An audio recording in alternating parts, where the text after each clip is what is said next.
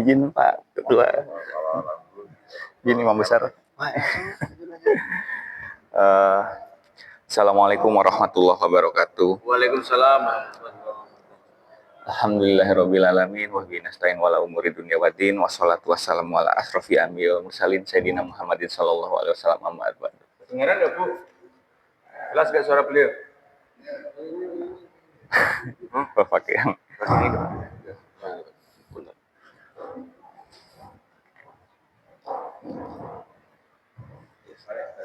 balik. Sekali harus jadi imam, Pak. Waduh. Takut. Kalau urusan anak muda, ketua mau nyandar aja. Takut tuh.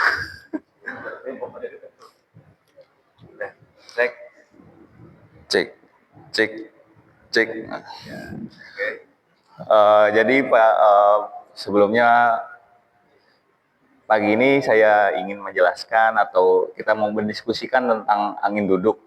Angin duduk mungkin pasti bapak-bapak, ibu-ibu udah familiar ya dengan angin duduk, karena angin duduk ini bahasa awam di tengah masyarakat. Kalau misalnya ada orang meninggal mendadak tanpa pernah ada sakit, tanpa pernah ada apapun, tiba-tiba meninggal, dibilang dengan angin duduk. Kenapa itu dibilang dengan angin duduk, dan apakah angin duduk ini cuma mitos gitu? Kan orang bilang dikerok aja, harusnya kerokan pakai koin itu udah cukup. Padahal ternyata nggak sesederhana yang kita kira. Jadi kita lanjut dulu sama-sama, kita harus tahu angin duduk ini apa? Apakah dia mitos atau fakta?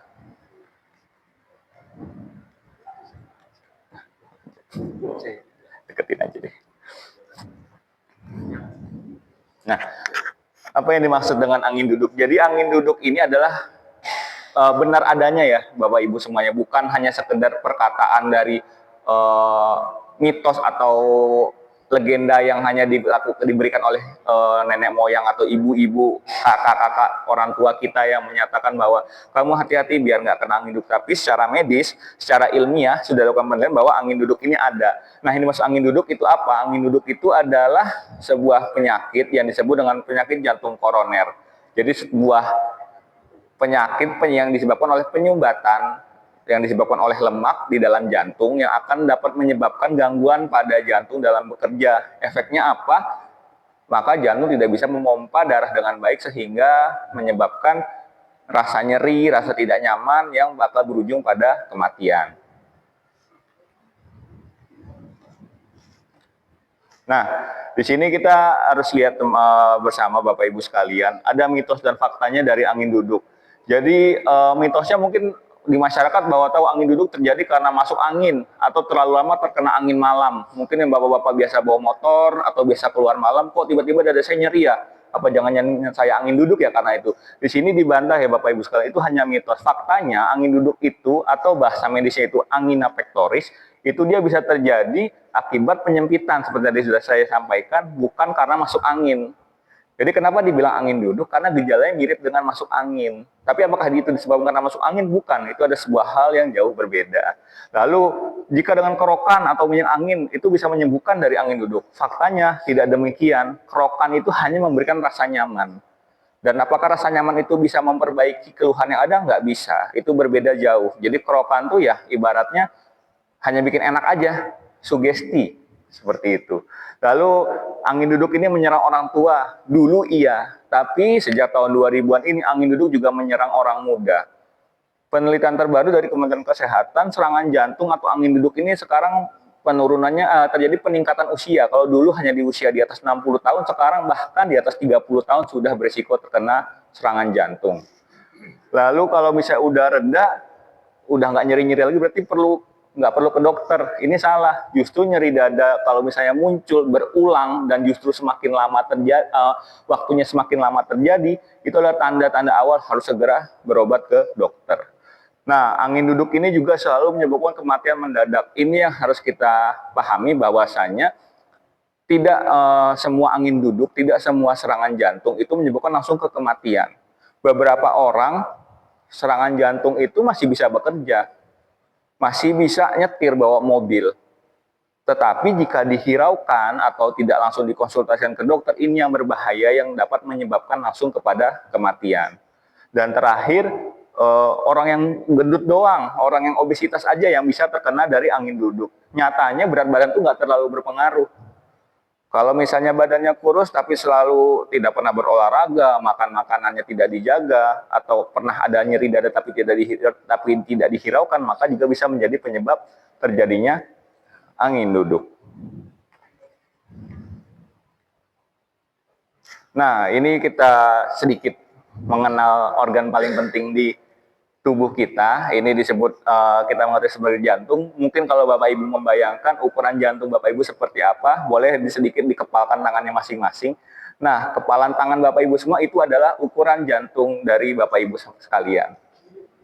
Kalau misalnya ukuran jantung Bapak Ibu sekalian itu lebih besar di ronsen, misalnya Bapak Ibu periksa kesehatan, kok jantung saya membesar, maka ukuran minimalnya atau ukuran normalnya dari jantung Bapak Ibu adalah kurang lebih sekitar ukuran sekepalan tangan dari Bapak Ibu masing-masing. Jadi kalau misalnya pengen ngebayangin jantung saya seberapa gede, ya sebesar kepalan tangan Bapak Ibu sekalian.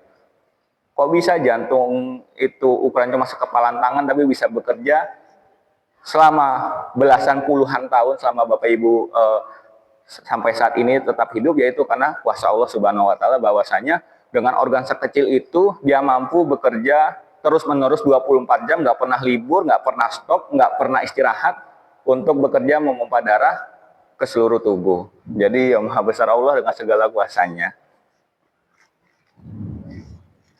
Nah, di sini kita kembali lagi pembahasannya bahwa penyakit angin duduk itu bahasa medisnya adalah penyakit jantung koroner, yaitu adanya gangguan fungsi jantung akibat otot jantung kekurangan darah. Kekurangan darahnya kenapa? Karena ada penyumbatan atau penyempitan pada pembuluh darah, sehingga terjadi kerusakan pada lapisan dinding pembuluh darah. Nah, penyakit jantung koroner itu sendiri aja itu terbagi menjadi beberapa jenis. Ini mungkin sekedar Bapak Ibu ketahui aja, ada yang stabil, ada yang tidak stabil, ada yang namanya NSTEMI, bahkan sampai ada yang namanya STEMI. Untuk pembahasan secara lebih lanjutnya, itu tidak perlu Bapak Ibu harus tahu sampai detail segala macam, tapi bahwasanya penyakit jantung koroner ini ada, Bapak Ibu harus tahu. Jadi kita bahas selanjutnya.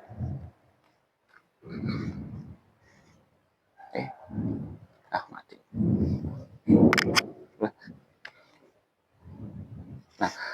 Nah, di sini ada namanya epidemiologi. Epidemiologi itu jadi sebuah cabang ilmu untuk mengetahui secara statistik dari penyakit yang akan kita bahas.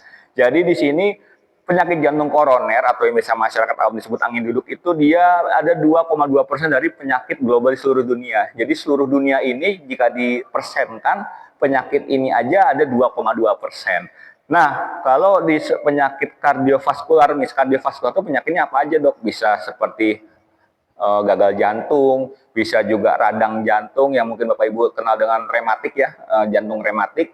Di sana ada kanker juga di bagian jantung. Nah, kalau untuk penyakit jantung koroner ini dia 32,7%, berarti hampir seperempatnya dari lebih dari seperempatnya dari seluruh total kasus. Nah, untuk tingkat kejadiannya pada laki-laki ini lebih tinggi 7,6% dibanding wanita yang hanya 5%. Kenapa laki-laki lebih tinggi? Karena kita tahu bersama ya, karena faktor dari aktivitas yang dari pihak laki-laki yang mungkin lebih tinggi dibanding pihak wanita. Selain itu juga wanita kenapa angkanya lebih kecil? Karena wanita sampai usia menopause dia dilindungi dengan namanya hormon estrogen. Jadi ibu-ibu sekalian mungkin yang hormon estrogennya yang biasa dipakai untuk kehamilan itu juga berfungsi sebagai pelindung atau penjaga dari jantungnya, sehingga kalau sudah menopause otomatis resiko serangan jantungnya itu akan menjadi meningkat. Nah, penyakit ini bertanggung jawab di sepertiga kematian pada usia lebih dari 35 tahun. Jadi angkanya cukup tinggi, dan di tahun 2019 angkanya itu dia 1,5% atau 15 dari 1.000 penduduk. Jadi dari per 1.000 penduduk ini ada 15 orang yang mengalami serangan jantung. Bahkan menurut WHO di tahun 2019, angka kematian sampai 6,7 juta kasus di Indonesia saja. Dan ini yang harus menjadi waspada buat kita semua, jangan sampai abai, karena angkanya cukup tinggi.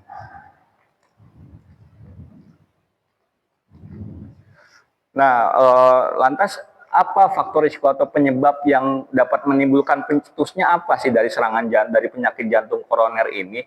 Ada dua risiko yang harus kita waspadai, risiko yang tidak dapat diubah dan risiko yang dapat diubah. Untuk risikonya Bapak Ibu sekalian, di sini ada usia. Jadi untuk laki-laki usia di atas 45 tahun dan wanita di atas 55 tahun itu adalah usia-usia yang sudah mulai berisiko mengalami penyakit jantung koroner. Usia untuk khusus laki-laki usia 45 tahun ini revisi terbaru. Dulu-dulu 2 tahun sebelum ini itu resikonya di angka 65 tahun. Tetapi setelah dilakukan penelitian lebih lanjut, ditemukan bahwasanya usia 45 tahun juga sudah mengalami peningkatan resiko mengalami penyakit jantung koroner. Ini yang cukup berbahaya. Jadi penyakit ini tidak melihat, oh lansia, enggak. Tapi usia produktif, usia muda juga sudah menjadi ancaman bagi masyarakat. Lalu jenis kelamin di mana laki-laki tadi sudah kita bahas mengalami resiko lebih tinggi mengalami penyakit jantung koroner dibanding perempuan. Lalu untuk keturunan dan ras. Nah, kita harus tahu bersama ras Asia atau ras kita ini, Kaukasian ini juga mengalami memiliki resiko yang cukup tinggi mengalami penyakit jantung koroner. Selain itu juga keturunan. Jadi misalnya mohon maaf Bapak Ibu kalau misalnya ada orang tuanya atau kakek neneknya yang dulu mengalami keluhan serupa, maka harus diwaspadai bahwasanya ini akan menjadi salah satu faktor resiko atau faktor pencetus yang meningkatkan peluang Bapak Ibu mengalami keluhan serupa. Nah, ada resiko yang dapat diubah. Jadi kita bisa mengubah dengan menjaga hal tersebut, yaitu dari merokok. Lalu ada dislipidemia. Jadi dislipidemia ini adalah peningkatan kadar lemak atau kolesterol di dalam tubuh. Lalu ada hipertensi atau tekanan darah tinggi. Lalu ada diabetes atau peningkatan gula di dalam darah. Ini juga ada kurang aktivitas fisik, ada obesitas, makannya tidak sehat, lalu stres yang berlebih di pekerjaan atau kegiatan sehari-hari, dan juga konsumsi alkohol yang berlebih.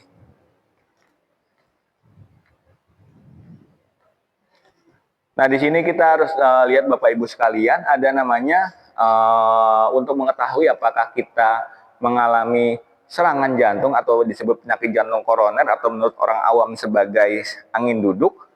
Ada namanya anamnesis dan presentasi klinis. Jadi anamnesis ini adalah istilah medis atau istilah dokter dalam, mungkin Bapak Ibu kalau di poli sering ditanya-tanya oleh dokternya keluhannya seperti apa, yang dirasakan apa, itu disebut dengan anamnesis. Dan juga presentasi klinis. Jadi presentasi klinis itu adalah yang ditunjukkan oleh Bapak Ibu sekalian. Keluhannya seperti apa, yang dirasa bagaimana, itu yang akan dilihat. Nah, gambaran klinisnya seperti apa? Jadi menurut ini kita sumbernya ambil dari internasionalnya Bapak Ibu, ada ESC, ini European Society of Cardiology. Jadi dia disebut dengan rasa ketidaknyamanan pada dada yang dapat dideskripsikan sebagai nyeri tertekan, sesak, terasa berat atau tertimpa, atau panas terbakar. Jadi di sini kita tahu kata kuncinya adalah rasa tidak nyaman yang bisa dideskripsikan sebagai nyeri tertekan, sesak, atau terasa berat atau tertimpa. Sementara dari American Heart Association, jadi tadi kita bahas ini dari Eropa, ini dari Amerika, itu dia penyakit jantung koroner ini dikarakteristikkan sebagai nyeri yang dalam, sulit untuk dilokalisir, jadi nggak bisa ditunjuk di bagian mana, dan biasanya dia diffuse. Diffuse itu artinya dia melebar Bapak Ibu sekalian, menyebar nyerinya itu, nggak terkumpul di satu titik. Nah, di sini juga kita jelaskan bahwasanya rasa tidak nyaman itu disebut dengan angina. Jadi kalau Bapak Ibu nanti ke dokter, oh Bapak Ibu ini Ibu mengalami angina. Angina itu adalah rasa tidak nyaman atau nyeri ya di bagian dada. Nah, angina ini dia ada yang tipikal atau atipikal. Tipikal itu berarti khas mengarah ke arah penyakit jantung koroner. Kalau atipikal tidak khas mengarah ke penyakit jantung koroner. Nah, kalau yang tipikal atau khas ini, dia rasa nyeri dadanya, dia rasa tertekan atau berat di daerah retrosternal. Retrosternal itu berarti di bagian sebelah kiri sini agak ke belakang. Jadi nyerinya bukan di permukaan, tapi di dalam Bapak Ibu sekalian. Menjalar ke lengan kiri, leher, rahang, bahu, dan juga ke arah perut. Jadi kalau Bapak Ibu mungkin pernah menemukan atau kasus seperti ini, dia pasiennya akan mengalami nyeri dada. Bapak nyeri dadanya menjalar nggak? Nanti akan terasa menjalar sampai ke rahang, menjalar ke arah lengan, menjalar ke arah leher. Itu harus waspada. Lalu keluhannya dapat berlangsung Intermittent tuh berarti beberapa menit atau kadang hilang, kadang muncul. Kadang hilang, kadang muncul. Bisa juga terjadi persisten, jadi atau menetap. Jadi nyerinya nggak hilang-hilang lebih dari 20 menit. Bapak Ibu udah istirahat kok nggak hilang. Bapak Ibu udah tiduran kok nggak hilang. Lebih dari 20 menit, ini harus waspada. Sering keluhannya juga disertai dengan keringat dingin, mual muntah, nyeri perut, sesak napas, bahkan sampai pingsan. Jadi kalau misalnya Bapak Ibu menemukan orang dengan keluhan nyeri dadanya kok kayak tertekan ya, kok saya seperti ditimpa batu ya dada saya. Menjalar ke lengan kiri, menjalar ke rahang, ke leher, lalu kok terjadinya lama, udah lebih dari 20 menit, saya istirahat kok nggak hilang, dan juga disertai dengan keringat dingin, ada sesak napas, ada mual-mual, itu harus waspada. Selain itu juga ada keluhan dia atipikal. Atipikal ini keluhan yang keluhan dari penyakit jantung koroner tapi yang tidak spesifik mengarah ke sana. Ini yang berbahaya, bahwasanya keluhannya hanya sesak napas, nyeri perut, juga bisa ada nyeri di lengan kanan doang, tapi dadanya baik-baik aja. Apakah itu kita biarkan? Enggak, ini kita harus waspadai, takutnya ini adalah keluhan yang tidak khas, tetapi juga termasuk ke dalam keluhan dari penyakit jantung koroner. Nah, di sini bisa kita lihat ya Bapak Ibu sekalian, ini contoh dari sindrom koroner akut atau penyakit jantung koroner. Jadi gejala awalnya rasa tidak nyaman, lalu misalnya dia bisa nyeri dada, rasa tertekan di daerah dada, nyeri punggung, sesak, dan lain sebagainya. Ini untuk gambaran dari keluhan penyakit jantung koroner tersebut. Nah, tadi kita sempat menyinggung penyebabnya karena penyumbatan di pembuluh darah ya Bapak Ibu sekalian. Ini bisa dilihat, ini namanya plak. Plak ini disebabkan oleh apa? Plak ini terjadi di pembuluh darah koroner atau pembuluh darah jantung. Ini terjadi karena kolesterol, karena dari merokok, karena dari konsumsi lemak atau santan yang berlebih, tidak pernah berolahraga. Nah, ini dia akan menumpuk nih lemak-lemak itu di sini. Nah, kalau dia sudah menumpuk, dia akan membesar dan menyumbat dari pembuluh darahnya yang ada di jantung. Nah, pembesaran dari plak ini nih dia sifatnya rentan pecah. Jadi plak ini, lemak ini sifatnya rapuh, mudah pecah. Nah, kalau dia sudah penyempitan pembuluh darah seperti ini, otomatis jantung akan memompa darah lebih cepat. Sehingga efeknya apa? Tekanan darah menjadi tinggi. Kalau tekanan darah sudah menjadi tinggi, otomatis darah itu kan lewat akan kencang. Nah, ini dia akan rapuh. Ibaratnya kalau kita balon dilewatin ke dalam saluran air yang kencang, maka dia akan mudah pecah, akan goyang-goyang, nggak stabil. Nah, kalau ini sudah pecah, akan menimbulkan sumbatan baru. Karena mekanisme normal dari tubuh kita, kalau misalnya ada luka, maka dia akan menutup langsung. Nah, menutupnya itu akan membentuk gumpalan baru, Bapak Ibu sekalian. Jadi darahnya membeku. Nah, darah yang membeku ini yang menyebabkan terjadinya penyumbatan baru, sehingga aliran darahnya terhambat atau bahkan berhenti total. Jika aliran darahnya berhenti total, otomatis jantung itu kan membutuhkan asupan oksigen. Oksigen itu dibawa oleh darah. Kalau darahnya nggak bisa lewat, otomatis oksigen nggak bisa masuk. Efeknya apa? Jantungnya nggak mengalami kekurangan energi, akhirnya tidak dapat bekerja dengan baik.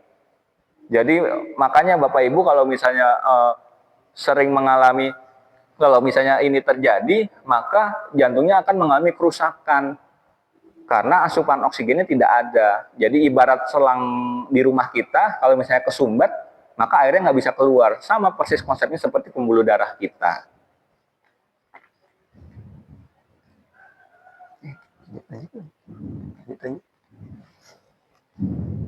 Nah, ini untuk gejalanya ya. Jadi nyeri dada itu 80% terjadi pada orang dengan penyakit jantung koroner. Ini yang harus kita waspadai, bahwasanya juga di tenaga kesehatan juga sering miss atau sering terlewat. Karena gejala nyeri dada ini hanya nyeri dada lebih dari 20 menit, hanya terjadi pada 80%. Di sini kita hanya ingat 80%, sementara lupa ada 20% orang yang tidak mengalami gejala ini. Jadi beberapa di tenaga kesehatan atau di masyarakat sering nggak ngeh, oh orang ini serangan jantung, tapi nggak ada nyeri dadanya. Tapi orang-orang lupa bahwasanya 80% hanya 80%, bukan 100%. Masih ada sisa 20% yang tidak mengalami gejala. Itu yang harus kita waspadai bersama. 20%-nya bagaimana? Ini bisa berupa rasa keringat dingin, pusing, mual, muntah, dan lain sebagainya. Tapi apakah semua pusing, mual, muntah, dan keringat dingin itu sebuah serangan jantung? Belum tentu juga. Makanya itu yang perlu kita kendalikan dari faktor risiko atau penyebab dari penyakit jantung koroner ini, agar jangan sampai kita memiliki peluang yang lebih tinggi mengalami penyakit ini. Nah, di sini kita juga harus lihat bahwasanya, dok, apakah semua nyeri dada itu adalah serangan jantung atau penyebab penyakit akibat jantung? Tidak, Bapak Ibu sekalian. Ada berbagai nyeri di bagian dada yang harus kita ketahui bahwa nggak semua nyeri dada itu adalah serangan jantung. Misal di sini saya kasih gambar, ada yang namanya nyeri pleuritik. Nyeri pleuritik itu rasanya nyeri tajam, jadi kayak ditusuk, kayak disayat-sayat di bagian dada, yang meningkat saat narik napas. Jadi saat Bapak Ibu narik napas atau saat batuk, itu kok nyeri ya, tapi kok nyerinya tajam, kayak saya disayat, kayak kita disobek gitu. Dan dia enakan saat berbaring telentang atau saat Bapak Ibu posisinya membukukan ke depan atau biasa kita sebut tripod position. Ini bukan serangan jantung. Lalu ada yang kedua, kok nyerinya di perut aja ya, di bagian tengah atau bawah, itu juga bukan serangan jantung. Lalu ada nyeri dadanya dapat ditunjuk dengan satu jari. Tadi kita bahas di depan bahwa saya nyeri karena serangan jantung itu nyerinya bersifat tidak bisa dilokalisir, nggak bisa kita tunjuk. Sementara nyeri ini dapat ditunjuk dengan satu jari, maka Bapak Ibu tidak perlu panik, ini bukan serangan jantung. Lalu kok nyeri dada saya diakibatkan oleh gerakan tubuh atau saat ditekan. Jadi misalnya Bapak Ibu baring kanan, baring kiri, kok sakit ya? Terus pas ditekan kok sakit ya? Apakah saya serangan jantung? Tidak, Bapak Ibu. Bahwasanya nyeri dada yang diakibatkan oleh gerakan tubuh atau palpasi atau tekanan itu bukan keluhan dari serangan jantung. Lalu nyeri dadanya kok cuma beberapa detik, kan kita kadang suka kok kalau lagi olahraga kok suka nyeri, ngilu, nyut-nyutan. Nah, apakah itu serangan jantung? Enggak. Jadi itu hanya nyeri dada dengan durasi beberapa detik, itu bukan termasuk ke dalam serangan jantung. Kok terus nyeri dadanya menjalar ke bawah? Jadi dari dada atau dari punggung turun nih nyerinya ke bawah, ke pinggang, ke kaki. Apakah itu jantung juga? Enggak, Bapak Ibu sekalian. Bukan termasuk dari nyeri karena serangan jantung. Tapi apakah ini tetap harus diwaspadai? Iya, harus diwaspadai. Tapi apakah penyakitnya karena serangan jantung atau penyakit jantung koroner atau angin duduk? Bukan. Nah, lanjut. Nah, untuk penanganan dan pengobatannya tidak ada lain tidak ada bukan jika sudah mengalami keluhan tadi sudah kita jelaskan seperti nyeri dada, seperti tertekan, seperti tertimpa beban berat, nyeri dada yang seperti ada rasa panas terbakar, nyeri dadanya disertai tidak terjadi hilang timbul dalam waktu lama atau terjadi lebih dari 20 menit, tidak membaik dengan istirahat, atau misalnya terjadi setelah beraktivitas, lalu disertai dengan keringat dingin, sesak napas, bahkan sampai pingsan, maka penanganan dan pengobatannya adalah langsung dibawa ke rumah sakit. Karena penanganan dari serangan jantung ini tidak bisa kita lakukan di rumah. Belum ditemukan adanya obat-obatan yang bisa langsung, udah kamu minum ini, nanti aman. Seperti mungkin tekanan darah tinggi, bisa minum amlodipin misalnya, jadi tekanan darah menurun, itu bisa. Tapi kalau untuk serangan jantung belum ditemukan obat yang bisa dilakukan diminum di rumah. Jadi Bapak Ibu harus waspada dengan keluhan yang dialami bisa oleh diri sendiri, bisa dialami oleh orang sekitar. Nanti tindakan selanjutnya di rumah sakit apa? Akan dilakukan pemeriksaan rekam jantung terlebih dahulu, lalu nanti kita bisa lihat seberapa parah, kalau misalnya terjadi sumbatan, seberapa parah sumbatannya. Nah, setelah dilihat seberapa parah sumbatannya, maka akan diputuskan bisa apakah ini hanya perlu obat saja atau perlu tindakan intervensi khusus yang mungkin Bapak Ibu sudah kenali bersama.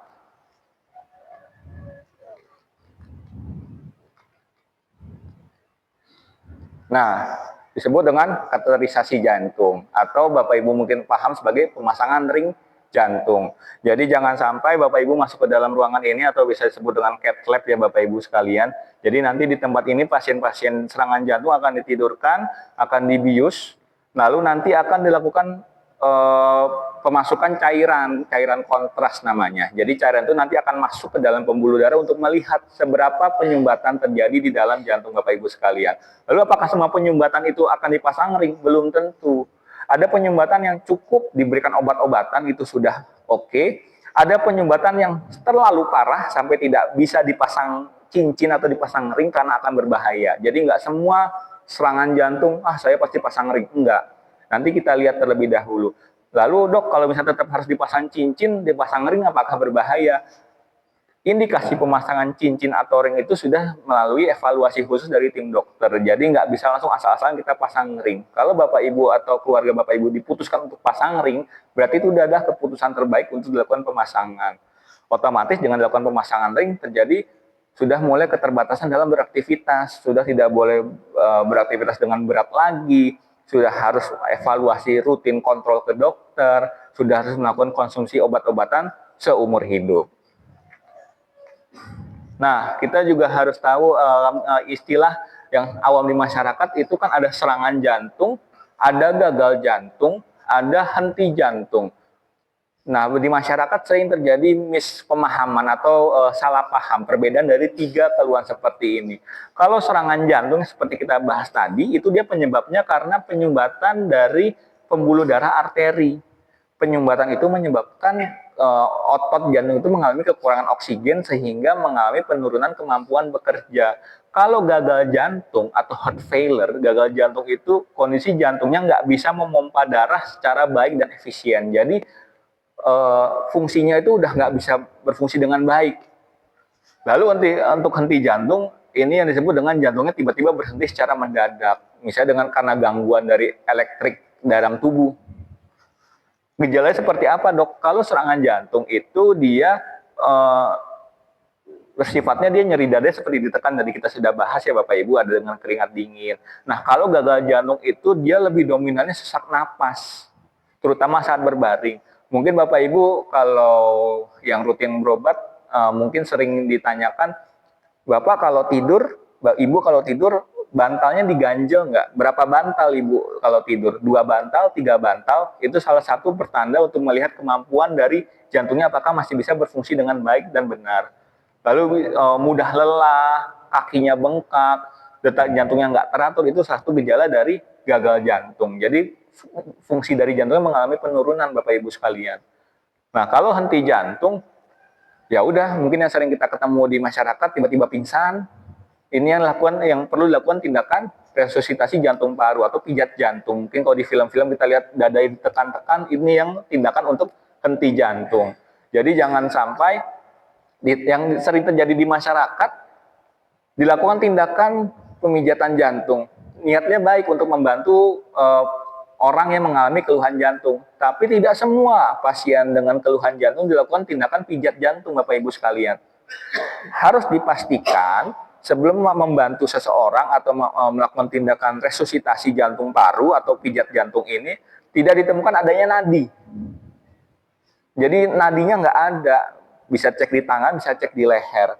Kalau nadinya masih ada, dilakukan tindakan pijat jantung, maka Bapak Ibu sudah membantu orang tersebut semakin cepat bertemu dengan Allah. Nah, ini yang sering terjadi di masyarakat. Niatnya baik membantu, tetapi karena mungkin kekurangan informasi yang baik, malah justru membahayakan dari si pasien tersebut, karena dipikirnya, semua orang pingsan mendadak berarti harus kita pijat jantungnya. Nggak seperti itu Bapak Ibu sekalian. Dipastikan dulu nadinya masih ada atau tidak. Kalau nadinya masih ada, maka cukup dibantu dengan diteleponkan ambulan langsung dibawa ke rumah sakit. Karena jika nadinya masih ada, otomatis nafasnya masih ada, otomatis masih berfungsi dengan baik. Mungkin itu sedikit penggambaran awal dari angin duduk atau biasa disebut dengan serangan jantung atau juga disebut dengan penyakit jantung koroner. Mungkin itu sedikit yang bisa saya sampaikan, kurang lebihnya mohon dimaafkan. Assalamualaikum warahmatullahi wabarakatuh. Waalaikumsalam warahmatullahi wabarakatuh. Baik, terima kasih Pak Solis yang sudah sangat konkret menjelaskan tentang apa itu bagus sekali. Mungkin di antara kita ada yang punya pengalaman yang sangat jauh, dan saya kira ini harus yang tempat kita untuk menanyakan bagi yang sudah punya pengalaman orang berusaha Kalau melihat dari narasi dari Pak Foto ini, serangan ini mengerikan jangan bisa intoleransi, bisa disergap untuk bergerak dan bisa menjadi gejala yang muncul. Dan gejala-gejala yang muncul yang menjadi berikat karena kita saat ini mengetahui itu. Ya, kenapa disebut hanya disebut dengan angin duduk, dan kalau sudah disebut angin duduk maka kecenderungan kita terapinya jadi kerokan. Kenapa disebut angin duduk dengan tidak kerokan? Karena kalau kerokan itu tidak berdiri, orang kerokan itu. Terus sekalian ini saya kira jangan dikupas tuntas lagi penjelasan tentang ini, dielaborasi dari Bapak sekalian tentang misteri ini, dan luar biasa rumitnya kalau kita melihat dari penjelasan Pak Dr. Tapi kita menggunakan bahasa yang awam saja, maka Bapak pernah merasakan, pernah alami atau pernah lihat pengalaman dengan orang lain tentang kita. Saya akan Bapak sekalian masih ada waktu 20 menit untuk menjelaskan. Monggo.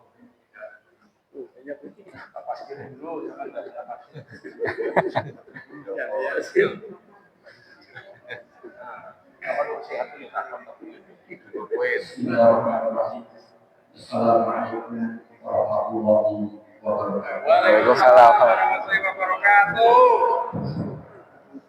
Terima kasih sekali atas penjelasan yang sangat baik. Tadi tentunya semua itu adalah efek daripada katakan punya penyakit diabetes, punya penyakit hipertensi, suka meminumkan dan makan makanan yang mungkin tidak baik untuk kesehatan.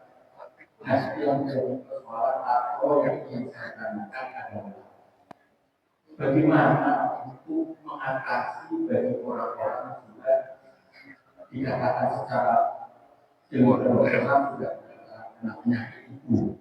Nah, ini apa sih syaratnya supaya jangan sampai terjadi untuk jantung koroner itu? Barangkali mungkin harus kita bertindak apa mungkin segala sesuatu mungkin harus banyak bergerak, katakan olahraga dan lain sebagainya. Karena kan pasti jika ada yang muda usia, sudah ada diabetes, punya tekanan darah tinggi, berat badan. Nah itu kan barangkali dari hubungan tipe penyakit itu kan itu. Nah ini kira-kira untuk supaya kita bisa mengurangi lah, jangan sampai terjadi seperti itu. Saya kira ini adalah yang saya tanyakan.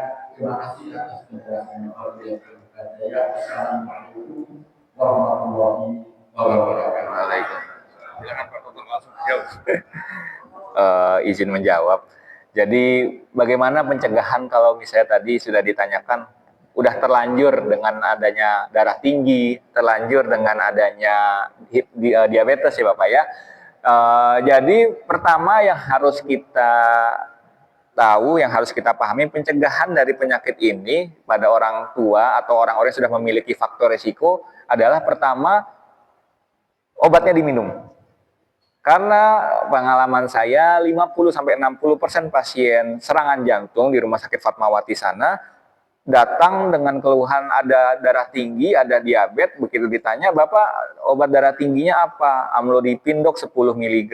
Bapak diminum obatnya, diminum berapa kali sehari? Kalau ada keluhan aja dok. Jadi diminum kalau sakit kepala aja. Kalau nggak sakit kepala Bapak nggak minum? Enggak dok. Ini yang jadi berbahaya buat masyarakat semua. Mungkin masyarakat masih ketakutan atau masih ada anggapan stigma bahwasanya kalau saya banyak minum obat, saya minum obat hipertensi, darah tinggi, saya minum obat diabetes, itu nanti ginjal saya yang kena. Ini yang harus kita bareng-bareng singkirkan, bahwasanya obat darah tinggi itu justru bersifat untuk mencegah ginjalnya nggak jebol. Obat diabetes juga berfungsi untuk mencegah ginjalnya nggak jebol. Nah, itu adalah awalnya. Nah, lanjutannya itu juga untuk mencegah biar jantungnya tetap terlindungi. Jadi kalau obat darah tingginya nggak diminum, otomatis tekanannya akan terus tinggi. Nah, tekanan tinggi pada darah ini nggak selalu menyebabkan keluhan nyeri kepala. dalam tubuh itu ada namanya adaptasi. Jadi tubuh kita kalau misalnya kalau sakit kepala mungkin tubuh tuh awalnya kaget. Kok tensinya biasanya 120, kok ini ujuk-ujuk 180 gitu. Diminumin obat turun. Tapi obatnya nggak diminum rutin karena merasa udah nggak ada keluhan, obatnya di stop. Akhirnya tensinya naik lagi, tapi keluhannya nggak muncul. Kenapa? Karena tubuh ini udah biasa nih, tensinya udah tinggi, paling nggak diminumin obat lagi gitu. Jadi di tubuh ini udah beradaptasi. Masalahnya, walaupun tubuh udah beradaptasi, struktur dari jantung ini nggak bisa beradaptasi, Bapak. Jadi jantungnya tuh bekerjanya lebih keras. Lalu kalau pada pasien yang mengalami diabetes atau gula, itu kalau gulanya di dalam tubuh tinggi dan tidak diminumkan obat, itu darahnya jadi kental. Jadi Bapak Ibu harus ingat kalau darah dikasih gula, itu darahnya jadi kental. Sama juga dengan darah dikasih garam. Jadi makanya Bapak Ibu pasti diedukasinya oleh dokter, Ibu, Bapak jangan kebanyakan makan garam ya. Ibu, Bapak jangan kebanyakan gula ya. Karena gula dan garam ini kalau masuk ke dalam darah, darahnya jadi kental sekali. Kalau darah ini kental, alirannya lambat. Alirannya lambat, efeknya apa? Jantung bekerjanya lebih keras. Efeknya apa? Lama-kelamaan bisa terjadi ke serangan jantung ini. Jadi pencegahannya, bagaimana jika pada pasien sudah mengalami darah tinggi atau diabetes untuk melindungi dari serangan jantung ini seperti apa? Maka paling minimal selain dibantu dengan aktivitas fisik, menjaga pola makan, obat-obatan diminum secara rutin. Karena kalau kita sarankan Bapak Ibu harus olahraga. Kalau pada usia lansia kita nggak bisa sembarangan mengarahkan untuk olahraga Bapak. Karena kalau kita asal bilang Bapak olahraga, nanti tiba-tiba jogging langsung keliling situ Gintung. Itu bahaya itu. Silat langsung. Atau tiba-tiba langsung habis coffee morning main basket. Itu kita nggak bisa menyampaikan seperti itu. Karena kalau kita asal ngomong Bapak jogging ya, orang tua itu kan lututnya udah nggak kuat. Kita nggak bisa, lututnya udah nggak kuat. Kita juga kadang kalau mau menyarankan jalan kaki aja itu benar-benar kita pertimbangkan betul. Ibu sakitnya lututnya ada sakit nggak? Ibu kalau bangun sholat masih bisa berdiri nggak? Ibu kalau masih bisa sholat berdiri dari sujud, dari tahiyud awal naik ke atas berdiri, ada rasa nyeri nggak? Kretek-kretek nggak? Karena itu jadi pertimbangan khusus. Kita nggak bisa asal, oke, Ibu aktivitas fisik jalan sehat ya, 5 kilo per hari. Itu nggak bisa seperti itu. Jadi saran awal yang paling minimal yang bisa kami sampaikan, bagaimana penanganan serangan jantung atau pencegahan pada pasien yang sudah mengalami darah tinggi dan gula adalah paling minimal obatnya diminum rutin dan kontrol. Penyakit kedua lagi, selain nggak mau minum obat karena takut ginjalnya rusak, masyarakat awam ini banyak yang minum obat aja nggak mau kontrol.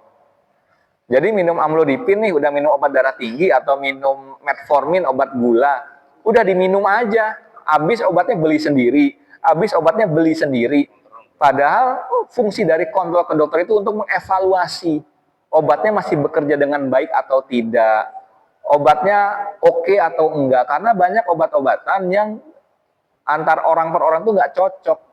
Misal kita kasih obat ke Pak Fendi dengan ke Pak Beno, itu akan berbeda hasilnya. Itu yang nggak bisa, ya itu harus kita tahu dengan cara dengan dikontrol. Mungkin itu Bapak yang bisa kami sampaikan. Mungkin jika ada ini silakan. Terima kasih. Luar biasa. Sekalian pertanyaan yang juga dijawab dengan apa Pak? Jadi tadi yang dikatakan Pak Ahmad juga ada, itu memang pernah saya mengalami saya sebelah menelitinya bidara itu kayak pasang tusuk kayak pada kamu sampai belakang pasang karena air bulan kali. Dan itu kita menangan sebentar dipijat atau dikerik. Tapi soalnya itu ada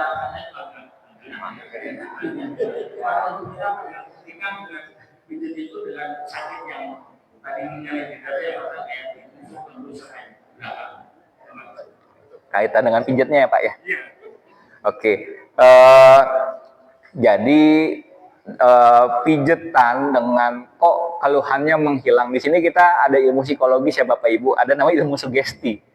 Jadi kita berpikir, oh udah orang lain dipijat enakan, berarti pas saya pijat nanti saya ikut enakan juga. Itu sugesti sebenarnya. Itu bagus. Di dunia kedokteran juga kita sering mau menggunakan itu gitu. Jadi kan udah Bapak Ibu udah Bapak aman, tenang aja, nggak usah terlalu difikirkan. Itu sebenarnya ilmu sugesti kita untuk mencoba bahwa yuk menenangkan pasien.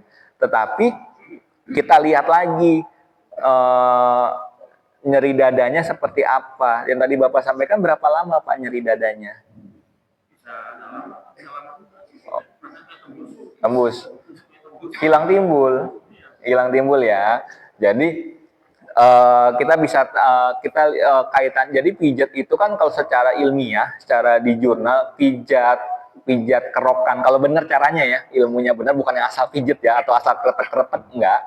Tapi kalau bisa ilmunya ada beneran secara ilmiah, itu dia bisa merelaksasi dari otot dan juga membuka pembuluh darah. Itu yang bisa menyebabkan rasa enakan. Tetapi apakah itu nanti bisa memperbaiki, kalau memang ada kerusakan, apakah itu bisa memperbaiki kerusakan yang ada di jantung? Nggak bisa, Bapak. Jadi dia hanya sifatnya sementara. Penenang aja, seperti itu. Jadi nggak usah, jangan terlalu nanti, kalau misalnya nyeri dadanya hanya sekali, habis itu nggak pernah muncul lagi, ya udah nggak apa-apa. Karena seperti yang tadi sudah dijelaskan, nyeri dada yang khas karena penyakit jantung koroner ini adalah nyeri dada yang muncul hilang timbul berulang kali dalam waktu yang lama, atau nyerinya muncul lebih dari 20 menit dalam sekali muncul setelah aktivitas dan tidak membaik setelah istirahat.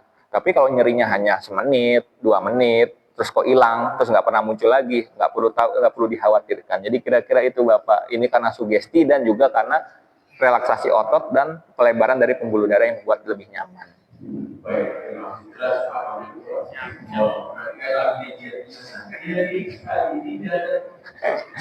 Pak Adril nggak tahu kampanye ya, itu kampanye. Pak Adril soalnya cuma itu senang tulisannya sebenarnya. Tapi saya silakan dielaborasi untuk sekarang ini saat ini kan kita membahas materi yang sangat penting.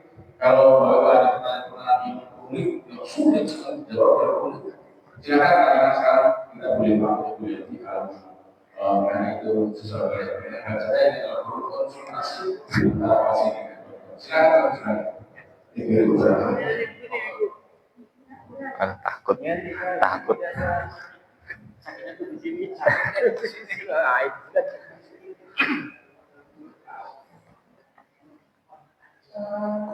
Kalau cebukan itu cebukan itu apa? Masuk ke dalam. Bukan itu yang itu penyakit obrolan. Bukan ini ya.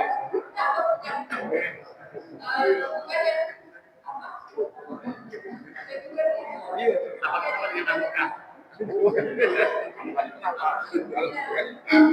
Apakah itu termasuk gejala penyakit jantung?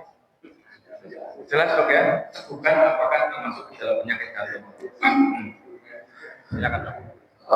Cegukan ya, jadi cegukan kalau kita sering, jadi cegukan itu kan kontraksi atau respon otot mendadak ya. Kalau misalnya kita tiba-tiba habis makan atau habis makan terus lari-lari atau habis makan aktivitas mendadak langsung kayak rasa ya. Nah, kalau secara medis atau secara ilmiah cegukan apakah berkaitan dengan jantung, kita lihat dulu cegukannya seperti apa. Kalau cegukannya hanya bersifat cegukan aja, nggak ada keluhan lain, misalnya disertai dengan nyeri dada, disertai dengan rasa sesak napas, disertai dengan rasa keringat dingin yang muncul, maka tidak perlu dikhawatirkan. Karena secara dasarnya cegukan adalah permasalahan di lambung. Jadi karena ketidakseimbangan dari gas di dalam lambung, ketidakseimbangan dari asam di dalam lambung, itu dia menyebabkan cegukan. Jadi karena gas di dalam lambung terlalu banyak, tubuh merespon untuk mengeluarkan gasnya dengan cara cegukan. Jadi itu apakah cegukan itu dia berbahaya, apakah termasuk serangan jantung? Kalau hanya bersifat cegukan aja, maka tidak perlu dikhawatirkan. Jadi cukup banyak-banyak minum air putih, jangan langsung tiduran, dan ya tunggu ntar hilang sendiri gitu. Pak Dokter, saya mau bertanya. Assalamualaikum warahmatullahi wabarakatuh. Seperti yang sudah tahu bahwa memang kerjaan saya kan sebagai lapangan dan tiap hari itu mengendarai motor. Ya jangkauannya udah nggak bisa masuk akal. Jadi pertanyaannya, terkadang saya juga suka merasakan kalau lagi naik motor itu suka tiba-tiba ada perasaan dada nyeri, sakit, kemudian suka masuk belakang, kemudian suka menjalar ke kanan. Nah, apakah itu termasuk juga dari kategori tenang di duduk atau memang itu karena kebetulan motor? Terkadang itu sampai umum itu umum. Nah, kalau sudah mulai ada mengumpul, jadi timbulnya perasaan pas gitu kalau jadi apakah termasuk kategori juga atau cuma kelelahan saja? Tolong dijelaskan. Oke, pertama itu keluhannya terjadi hanya naik motor aja atau terus-menerus sampai di rumah atau enggak lagi pas naik motor juga ngalami keluhan serupa? Karena juga di rumah seperti itu kan. Di rumah kayak begitu juga. Oke. Kena kopi, Oh. ada makan-makan yang mungkin suka alergi. Gorengan. Kalau gorengan nggak gitu. Satu pagi gorengan terus. Stop gorengan. Kalau ini Pak, kayak darah tinggi, gula ada? Sakit gula, sakit darah tinggi ada? Yang agak tinggi itu ini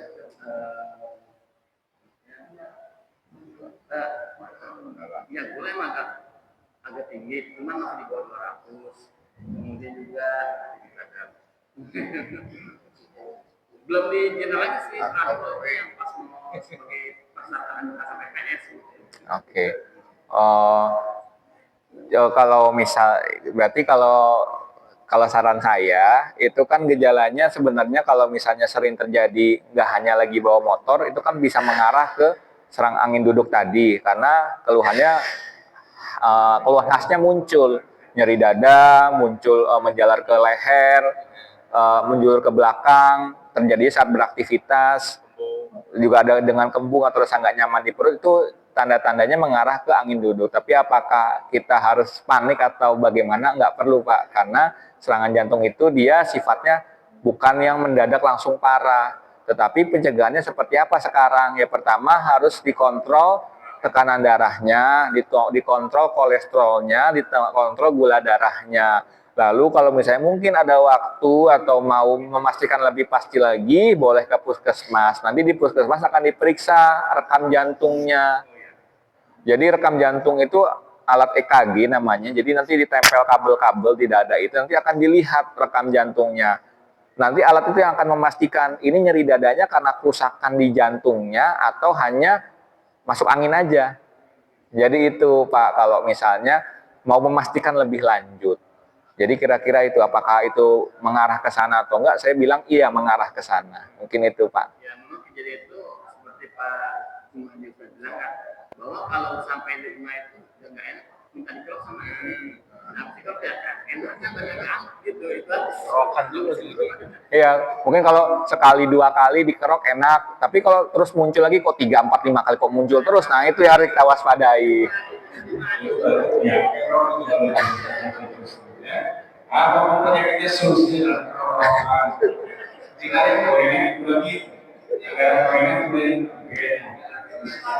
yes. Kalau jika ada bukan itu gorengan katakan Pak sudah pegang ini kan?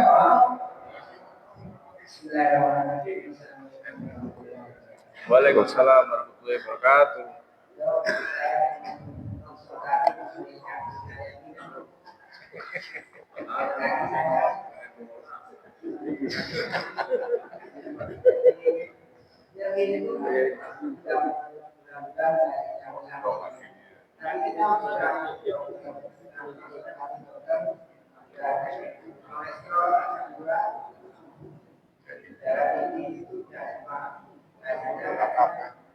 Bagus. Kolesterol itu ada penyakit kaki, asam urat di bawah tubuh 7 dan saya konsultasi yang sudah konsultasi juga Cina itu konsultasi dari apa namanya yang kultur ya program segala macam dan saya tapi itu tidak ada program sama sekali tetap ada kurang.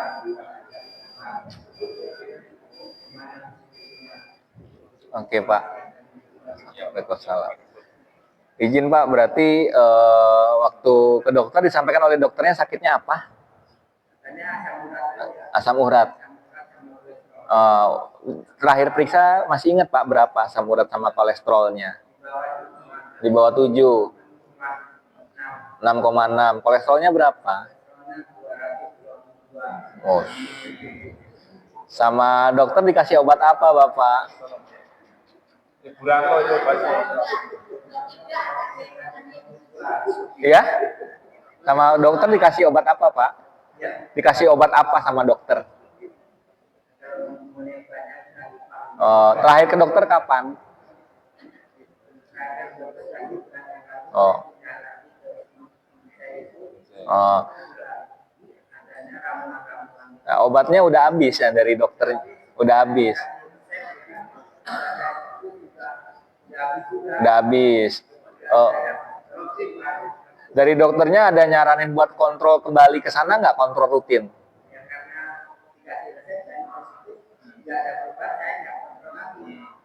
Iya Pak.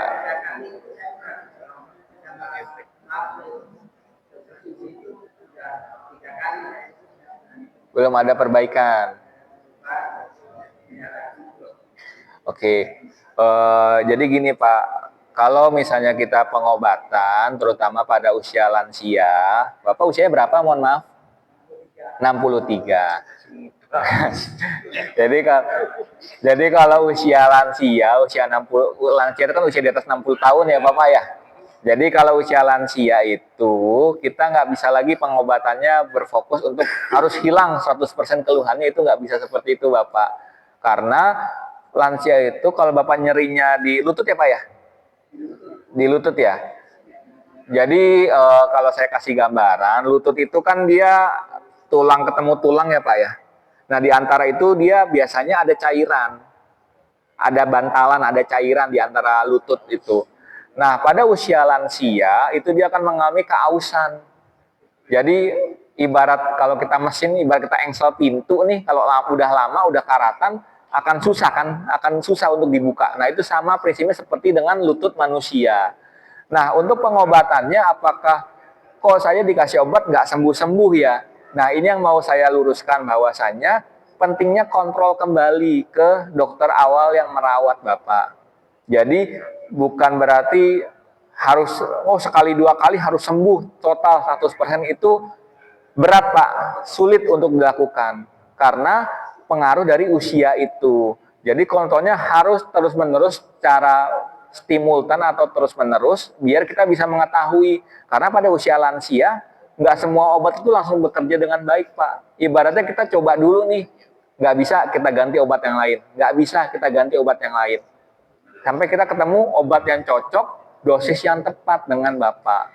Itu kira-kira Pak, kenapa permasalahan kok nggak sembuh-sembuh. Jadi saran saya berikutnya, coba kontrol rutin lagi, didiskusikan sama dokternya, dok kan udah minum obat ini, kok pengaruhnya nggak ada ya.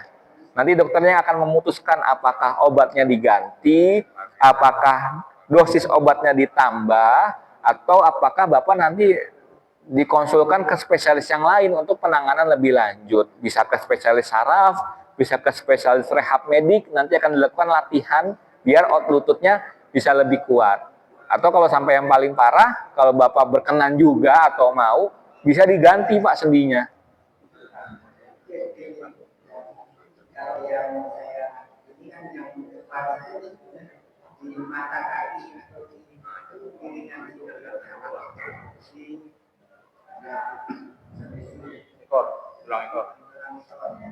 tapi kata saya itu katanya cara tertutup gitu. Jadi cara tertutup yang bisa aman. Kalau ini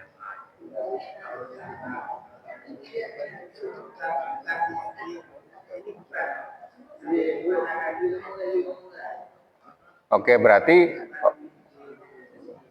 bukan di sendinya Pak ya. Berarti kalau memang ini ke saraf kejepit, berarti kalau Bapak ingin menghilangkan 100% dari keluhannya, cara satu-satunya dioperasi Pak.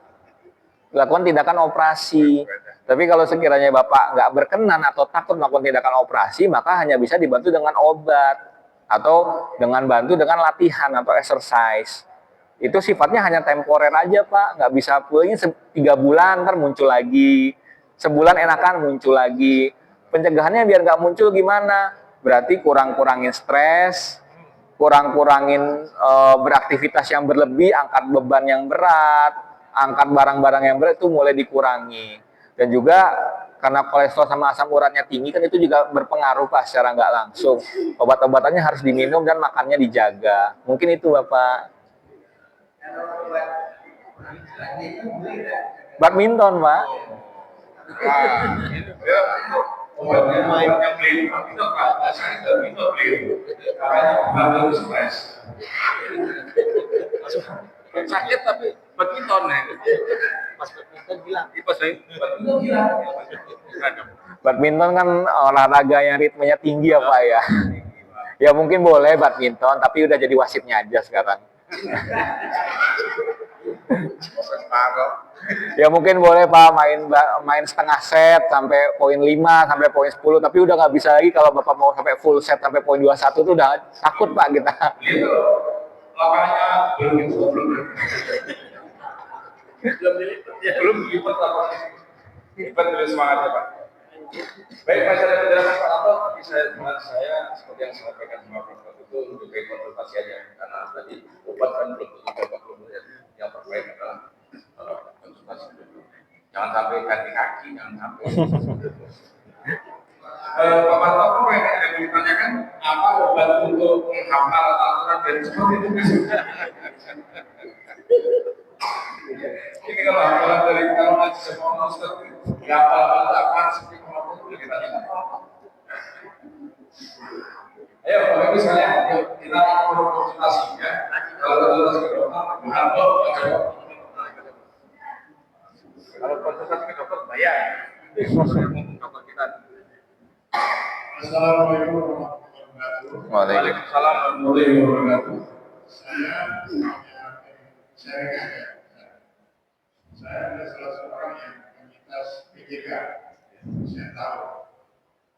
Pengalaman saya paling mengerikan. Suatu saat saya keluar kuliah sendirian. Tiba-tiba susah gitu. Serasa saya mau semua. Itu main karena serangan itu. Untungnya waktu itu salah satu begini. Sebuah kaca itu kan. Jadi setelah saya buka dan tidur ke 1 jam, baru sadar saya bekerja pula. Nah dari pengalaman ini saya takut saya lupa mobil ini. Dan kedua, ternyata sakit lambung ada sama terjadi dengan secegat tentunya. Ketika kadang-kadang saya bisa membedakan apakah lambung atau jantung. Makanya kadang-kadang saya itu langsung ke dokter. Jadi kaki itu sudah bukan jantung, ini ada lambung. Jadi penyakit orang-orang yang sudah meluas ke saya ini. Yang ketiga bisa, saya juga ada darah tinggi dan saya juga punya tensi yang digital. Karena tidak menjamin akurasi yang kurang. Pertanyaan saya, apakah kita harus beli yang secara manual itu bisa dilakukan untuk saya? Dan yang kedua, apakah secara umum saya bisa menggunakan secara manual bisa? Terima kasih. Ya Pak Joko, jadi izin menjawab. Kalau tensinya itu dipakainya kapan Pak? Kalau boleh tahu, mohon maaf. Yang tensi manualnya tensi digital di rumahnya bisa dipakai kapan?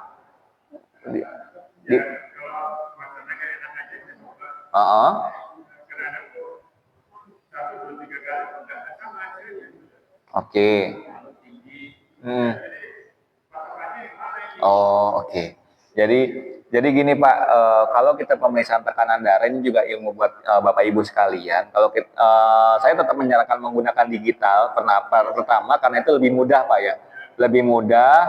Dan kedua sebenarnya digital itu lebih akurat, lebih valid Pak, karena dia angkanya spesifik 128, 137. Kalau kita pakai digital kita nggak bisa bilang 137 langsung tembak 140, langsung dibulatkan. Tapi kalau pakai digital kita bisa angka spesifiknya berapa. Nah, untuk pemeriksaan darah tinggi, Bapak tadi kan bilang pemeriksaan pertama beda, kedua beda, ketiga beda. Nah, itu wajar. Nah, kalau kita misalnya Bapak tensinya, kalau tensinya normal nggak apa-apa Pak, nggak usah terlalu dihiraukan ya. Tapi kalau tensinya tinggi, misalnya Bapak tensi pertama 170, terus nggak yakin berapa sih tensi sebenarnya. Nah, kalau mau tensi lagi, itu tunda dulu 5 menit, jeda dulu. Jadi jeda dulu 5 menit, Bapak tensi di kanan nih, 170. Jeda dulu 5 menit, tensi lagi pakai sebelah kiri. Nah, nanti mana yang diambil? Ambil yang paling tinggi. Jadi misalnya di kanan 170, di kiri 173. Yang dipakai yang mana? Yang 173 itu yang dijadikan patokan. Nah, juga kalau bisa Bapak mau tensi, ini juga sering lupa di masyarakat awam, bahkan di tenaga kesehatan juga sering lupa. Pastikan Bapak istirahat dulu 5 menit. Jadi mau tensi, duduk dulu 5 menit. Napas dulu, duduk dulu. Dan kalau mau tensi sebisa mungkin minimal setengah jam sebelum tensi nggak minum kopi, nggak makan makanan berat, nggak ngeteh. Jadi dalam posisi biar hasilnya akurat. Kadang kita kan sering kalau ke dokter, kok tiba-tiba tensi, padahal di rumah baik-baik aja lah, kok ke dokter tensinya 180, itu yang kadang sering lupa, kita nggak sadar bahwa pasiennya habis jalan dari parkiran, naik tangga dulu, ngantri dulu BPJS-nya lama, tiba-tiba masuk ruangan langsung ditensi, ya otomatis bakal naik tensinya. Disuruh ngurusin pengaruh, disuruh ya macet ngantri BPJS-nya lama. Jadi itu ya Pak. Jadi Bapak Ibu kalau misalnya mau tensi, pastikan minimal 5 menit sebelum tensi Bapak Ibu udah istirahat dulu, udah duduk. Duduk tenang, udah hilangin gondok bulanannya, hilangin dulu, baru ditensi. Nah, posisi tensi yang benar, Bapak Ibu harus duduk. Duduk, kalau bisa punggungnya nyender, ada yang ganjel. Nah, kaki betul, kaki harus napak, lengannya itu jangan lebih tinggi, jadi lengannya kalau bisa sejajar sama dada sama jantungnya. Nah, kesalahan orang, bukan kesalahan ya, karena mungkin pasiennya banyak atau sering pasiennya juga susah diajak kerjasama, tensinya sambil tidur. Kalau pasiennya emang rawat inap nggak apa-apa, tapi kalau pasiennya bisa duduk, lebih baik disuruh duduk. Karena kalau pasiennya tidur, otomatis darah itu kan lurus ya, ngikuti gravitasi. Itu dia hasilnya nanti bisa nggak valid. Jadi itu ya Pak, kalau misalnya untuk memastikan tensinya benar apa enggak, pertama 5 menit sebelum tensi pastikan sudah istirahat dulu. Terus kalau bisa 30 menit sebelum tensi juga makan makanan kopi-kopiannya udah dikurangin. Kalau bisa tensinya sebelum minum obat. Ya karena orang-orang bilang, tensi saya bagus kok dok, tensi saya bagus. Terus ditanya, ibu udah minum obat? Udah barusan jam yang lalu. Ya pantas tensinya bagus. Ya bagus sih, obatnya bekerja jadinya gitu. Itu yang harus kita waspadai. Dan juga posisinya juga harus benar. Posisinya duduk seperti kita duduk di sekolah dulu ya. Kakinya nempel ke lantai, badannya tegak. Punggungnya kalau bisa menempel, ada ganjelnya, menempel tegak gitu. Dan tangannya sejajar dengan dada.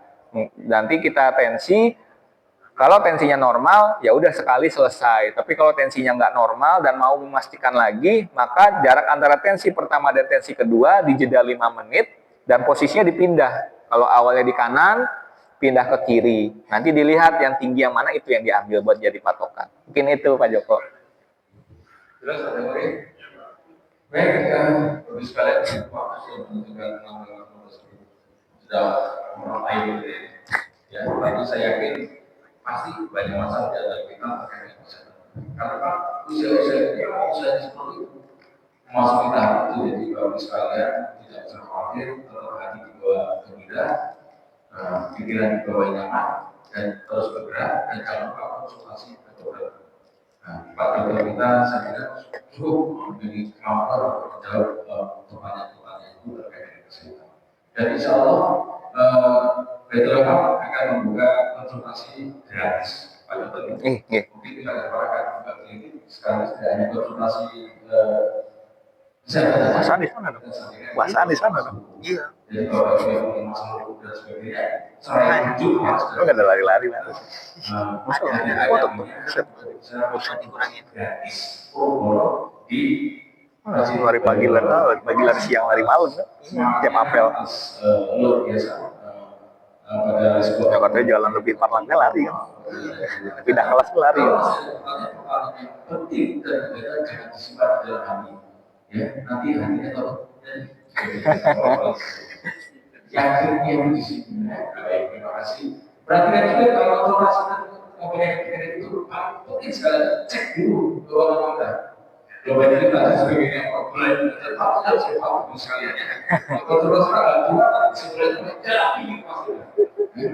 Misalnya terima kasih sekali lagi, mohon saya banyak bercanda, terima kasih luar biasa teman-teman bisa memberikan bimbingan dan mudah-mudahan bagus sebenarnya dalam siap jasmani ya rohani. Terima kasih.